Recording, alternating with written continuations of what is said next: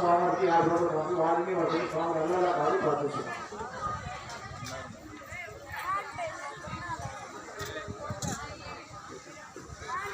ఇరుపాటి విజయ్ కుమార్ గారు స్వామికి 116 రూపాయలు సమర్పించిన వారిని వారి కుటుంబాన్ని స్వామి వెళ్ళాలా కాదు ప్రార్థిస్తున్నాం.